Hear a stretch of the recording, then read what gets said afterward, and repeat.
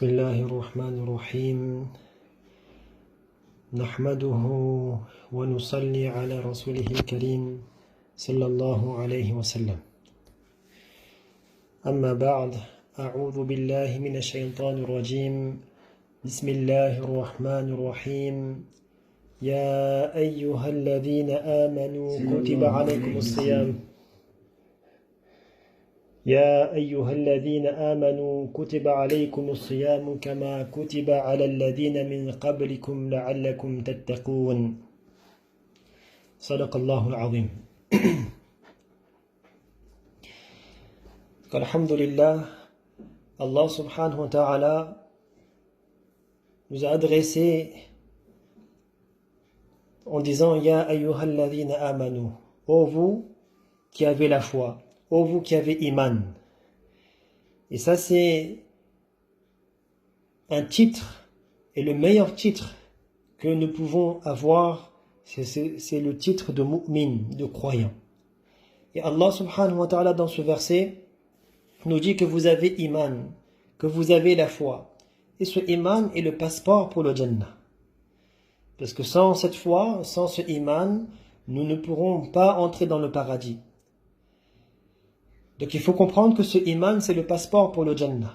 Nous avons compris aujourd'hui l'importance du passeport. Lorsque je voyage, avant de quitter la maison, je regarde, est-ce que j'ai le passeport avec moi? Pendant le chemin vers l'aéroport, je vérifie toujours. Arrivé là-bas, ma main est sur la poche ou sur ma sacoche pour vérifier est-ce que j'ai encore le passeport.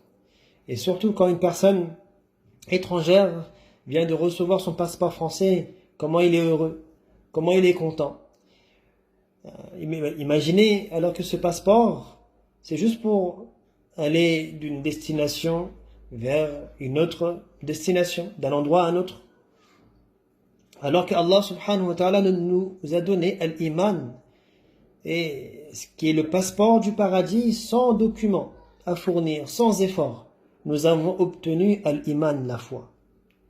Allah subhanahu wa ta'ala, donc à travers ce mois de Ramadan, il exige, Allah subhanahu wa ta'ala demande autre chose du croyant, du mu'min, de celui qui a la foi.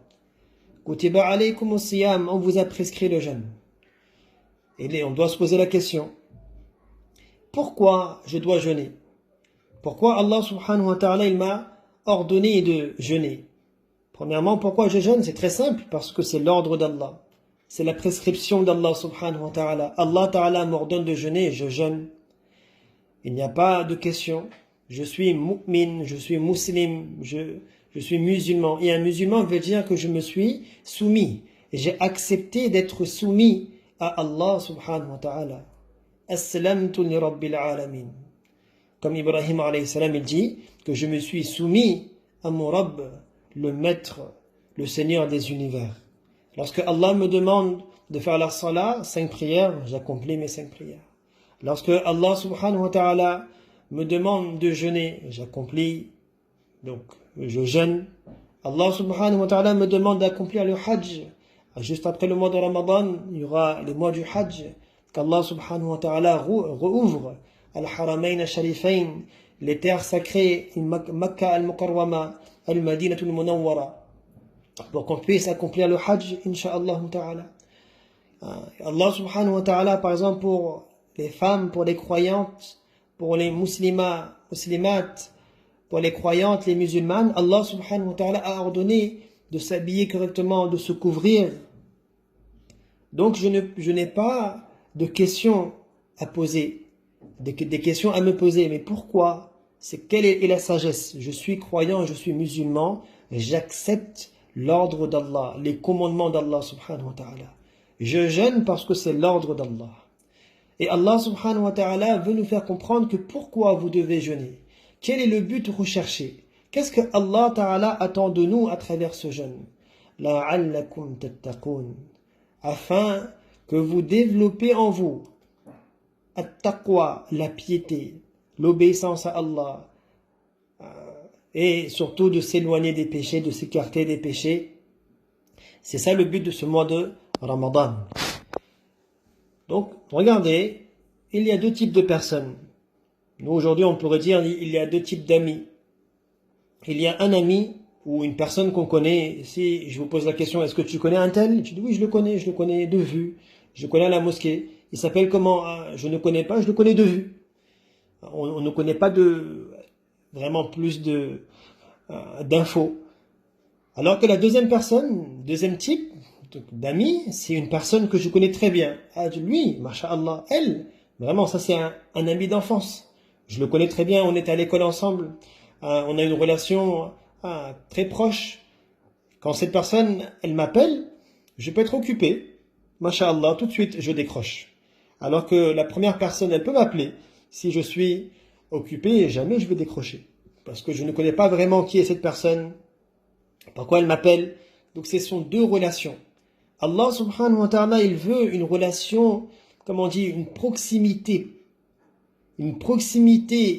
avec Allah subhanahu wa ta'ala. Comment le croyant, il va avoir cette proximité, comment il va se rapprocher d'Allah subhanahu wa ta'ala, cette relation, une amitié, comme on dit, Allahu waliyul mu'minin. Allah subhanahu wa ta'ala, wali. Comme on dit wali, on traduit également, Allah subhanahu wa ta'ala, il aide. Allah, c'est lui l'ami. Allah subhanahu wa ta'ala, il a ses awliya'ullah, les proches d'Allah subhanahu wa ta'ala. Et c'est ça le but de ce mois de Ramadan.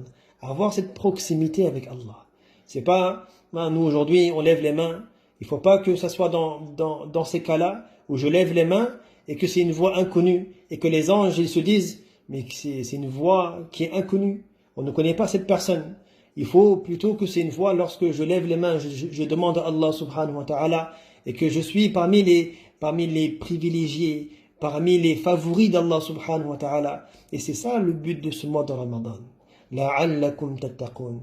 Je vous ai prescrit le jeûne. Le jeûne a été prescrit. Pourquoi? Pour que vous développez en vous donc ce taqwa, cette proximité avec Allah subhanahu wa ta'ala. Pour devenir un ami intime d'Allah subhanahu wa ta'ala. Donc, et pour avoir taqwa, et comment avoir cette proximité? C'est à travers le jeûne. Pour avoir cette qualité de taqwa, de piété, c'est avec le jeûne, en jeûnant le mois de Ramadan. Et Allah nous dit, ne vous inquiétez pas, ayyaman ma'dudat, c'est quelques jours seulement. Je ne vous demande pas de faire cet entraînement, cet exercice à 360 jours. Je vous demande 29-30 jours seulement. Et si vous passez ce mois de Ramadan comme il est demandé, comme Allah subhanahu wa ta'ala le souhaite, insha'Allah ta'ala, on obtiendra taqwa, cette proximité avec Allah. Le cœur sera connecté avec Allah. Et le bonheur, le succès, la réussite, la tranquillité, la sérénité dans notre vie, c'est uniquement dans la religion, uniquement dans l'obéissance à Allah subhanahu wa ta'ala. Il y a d'autres moyens également d'avoir taqwa. Allah subhanahu wa ta'ala nous dit dans le Coran, Ya ayyuhalladhina amanu taqullah, ô vous qui avez la foi, ô vous qui avez iman, craignez Allah. Ayez taqwa. Et comment avoir taqwa? Wa kunu ma'as sadiqin. Restez avec les véridiques, restez avec les gens pieux. Donc là, il y a ce mois de Ramadan. Ce mois de Ramadan, nous sommes, une semaine est déjà terminée. Une semaine de Ramadan est terminée. La question que je dois me poser, est-ce que j'ai créé cette proximité? Est-ce que maintenant, c'est quoi ma relation avec Allah subhanahu wa ta'ala? Est-ce que cette relation elle a évolué? Est-ce que maintenant je suis en train de cheminer vers Allah subhanahu wa ta'ala? Est-ce que durant cette semaine de Ramadan, est-ce que j'ai arrêté à faire ces péchés que j'avais l'habitude de faire? Et ce jeûne, comme le dit notre Habib bien-aimé, le préféré d'Allah subhanahu wa ta'ala, Rasulullah sallallahu alayhi wa sallam, As-sawmu junnatun ma lam yakhriqha. Que le jeûne est un bouclier. C'est un bouclier contre la colère d'Allah, contre le feu. C'est un bouclier contre les péchés. Mais à une condition, il ne faut pas abîmer ce bouclier. Ma lam yakhriqha. Parce que si je suis dans le champ de bataille et que pour me protéger, je me présente avec un bouclier abîmé, troué, mais comment je vais me protéger? Donc si maintenant ce jeûne, c'est pas un jeûne qui est demandé par Allah, c'est pas le sawm, le siyam qui est demandé par Allah, mais c'est un jeûne durant lesquels je mens, Donc, il y a également, comme on dit, le jeûne de la langue, de contrôler, d'apprendre à jeûner. Il y a le membre du corps, c'est pas uniquement l'estomac, de ne pas manger, de ne pas boire. Ce n'est pas ça. C'est également le fait de contrôler, par exemple, sa langue, le jeûne de la langue, de se préserver contre le mensonge, la médisance. Aujourd'hui, les réseaux sociaux, les gens ils sont confinés, ils sont sur Internet, commenter, transmettre, transférer des informations qui ne sont pas vérifiées. On ne sait pas si c'est vraiment un hadith du prophète sallallahu alayhi wa sallam. Est-ce que ce sont des sources, des textes authentiques? Aucune vérification on transmet. On est considéré comme menteur. Donc faire attention. La médisance, colporter, j'entends des rumeurs. Donc attention durant ce mois de Ramadan. Si j'abîme ce bouclier qui est le jeûne, comment je vais me préserver des péchés? Comment je vais me préserver du feu de l'enfer? Il y a également le jeûne du regard. Qu'est-ce que je regarde aujourd'hui? Qu'est-ce que je regarde? Est-ce que je lis le Coran? Ou est-ce que maintenant je suis sur Internet? Je suis sur mon téléphone portable. Et qu'est-ce que je fais sur mon téléphone portable? Qu'est-ce que je fais sur Internet? Qu'est-ce que je fais à l'extérieur? Qu'est-ce que je regarde? De faire attention à ce regard. Allah subhanahu wa ta'ala, il a ordonné aux croyants et aux croyantes de baisser leur regard. قل للمؤمنين يغضوا من أبصارهم قل للمؤمنات يغضضن من أبصارهن. Aux croyants et aux croyantes de baisser leur regard. De faire attention à ce qu'on écoute. Qu'est-ce qu'on écoute aujourd'hui? C'est le mois de Ramadan. Et en dehors du mois de Ramadan, qu'est-ce que je fais? Je suis en voiture, je suis à la maison. Qu'est-ce que j'écoute? Donc de ne pas polluer notre cœur, de ne pas souiller, salir ce cœur, cette relation avec Allah subhanahu wa ta'ala. Donc ce jeûne, il sera un bouclier si ce bouclier il est intact. Donc Allah subhanahu wa ta'ala nous fasse comprendre. Et malheureusement, et parfois on se pose des questions, et les gens se posent des questions. Pendant le mois de Ramadan, les shayatines sont enchaînés. Mais comment ça se fait que je fais encore des péchés? Cheikh al-Hadith, Mawlana Zakaria rahmatullah alayhi, il a donné un exemple. Regardez le ventilateur. Lorsque le ventilateur il a 3 vitesses et que vous avez appuyé sur le bouton 3 ou le mode turbo et que vous avez décidé d'éteindre le ventilateur, est-ce que le ventilateur il s'arrête tout de suite? Il prend du temps. Pourquoi? Parce qu'il y a eu cette vitesse. Et même une voiture qui est à 200 à l'heure, à 160 à l'heure, lorsqu'elle freine, la voiture ne s'arrête pas tout de suite. Il y a un temps. Il y a un temps de freinage. Donc la personne, pendant 11 mois de l'année, qui était en train de pécher, en train de désobéir à Allah subhanahu wa ta'ala, et pendant ce mois de Ramadan, les shayatines, ils sont enchaînés. Peut-être, ils sont enchaînés. Les grands shayatines, certains disent. Mais là, maintenant, lui, il a mis le frein.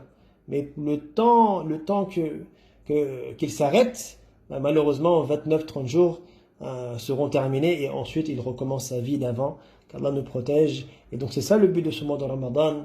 Le but, pourquoi je jeûne? Je jeûne parce que c'est l'ordre d'Allah. Allah me demande de jeûner. Et c'est quoi le but de ce mois de Ramadan? L'objectif de ce mois de Ramadan, c'est comment je vais avoir la proximité d'Allah. J'ai déjà le passeport pour le Jannah. C'est Iman. Et Allah, il exige de nous l'autre moitié, taqwa, pour avoir cette proximité avec Allah subhanahu wa ta'ala. Il nous reste environ 3 semaines, un peu plus de 3 semaines. Qu'Allah nous fasse comprendre la valeur de ce mois de Ramadan et de ne surtout pas gaspiller ce temps. Aujourd'hui, c'est le Jumu'ah de Ramadan. Et déjà, le jour de Jumu'ah, avant le Maghrib, ce temps-là, c'est un temps spécial. Même à partir de maintenant jusqu'à la rupture du jeûne, restons dans le dua, restons dans le Coran, restons dans le dhikrullah. Ne perdons pas notre temps. Qu'Allah nous fasse comprendre, Inch'Allah. Wa akhiru da'wana, alhamdulillahi rabbil alamin.